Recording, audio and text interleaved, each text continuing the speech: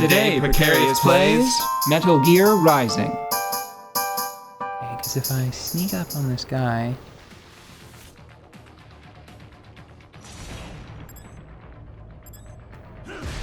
That's what I was trying to do. Okay. So you have to hit the light blue portion without hitting the red portion, because if you hit the red portion, you accidentally destroy the arm, I believe. That would make sense. Okay, so... I never actually noticed... Like, I don't know if the...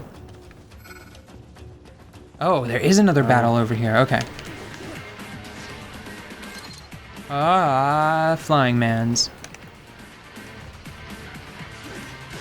Oh, so what was I talking about? Oh, so the combos. That's one thing. So, upon playing the game, starting to play the game a second time, and just running through, just trying to just get through quickly and mincing things, I noticed that it's much easier to get long combos and because of that, like, higher scores, by just using the... like this, using the face button slashes. Like, see, I just got an 18-hit combo after all of that was done. Because I just hit the thing. Like, I just hit the face buttons, and it made them explode, and... Like, I hope that in the sequel... That's what we were talking about, sorry, the sequel. I hope in the sequel that they really have... Like, I hope that they focus more on Blade Mode. And one of the things that I think they should do to... Oops. One of the things that I think they should do to focus on Blade Mode is they should really make a distinction between, like, what you want to use Blade Mode for.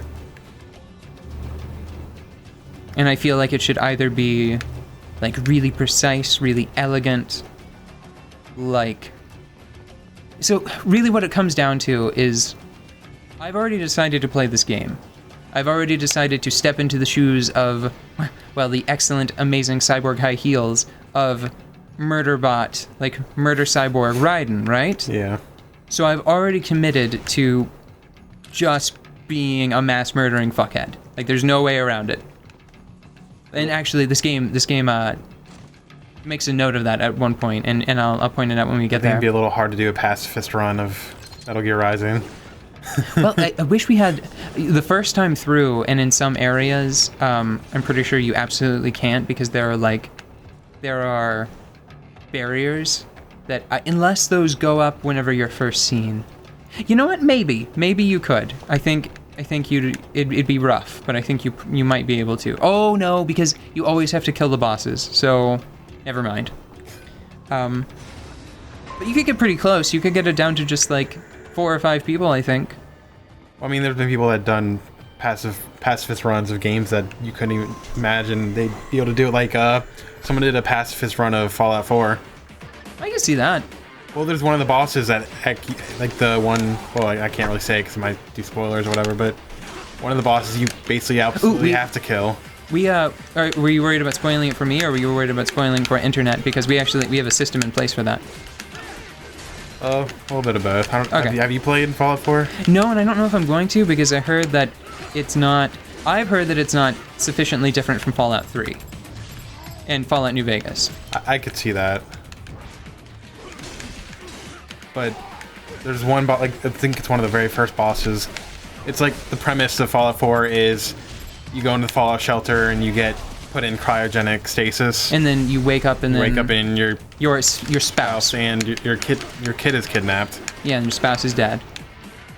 And at one point late, like, it's pretty soon in the game, you run into the guy that kidnapped your son.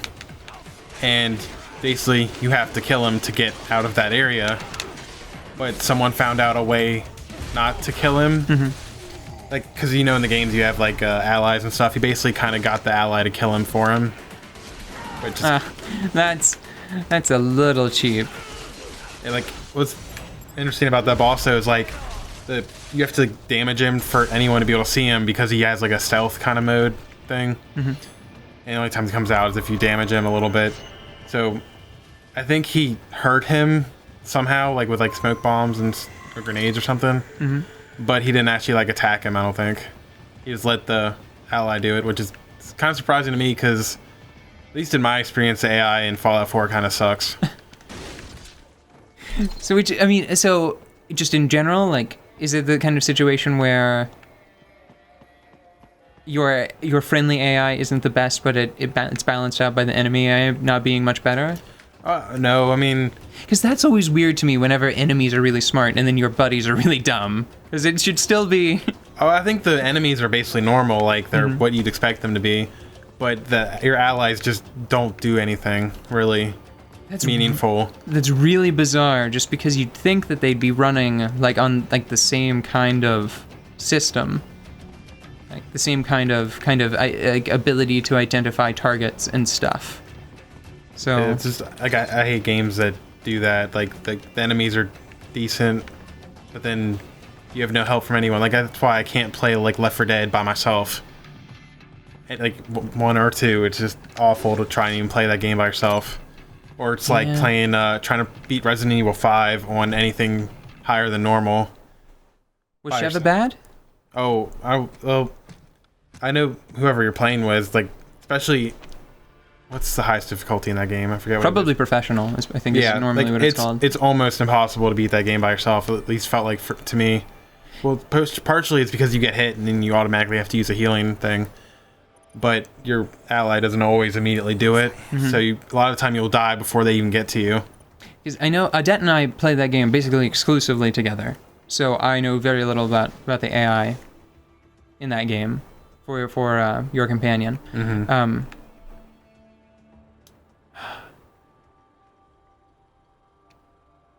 There's something else. Oh, so this is the first boss, like the first real boss. That was cute. That was a cute little like platinum game flourish, like the little hearts. Yeah. What's happening? Your heart rate.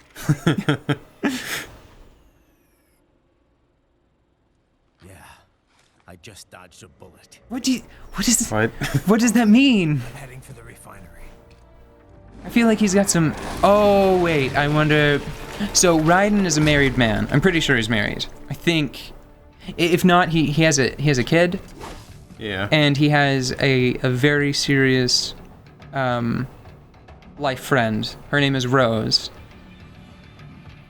Like they're best child having friends for life.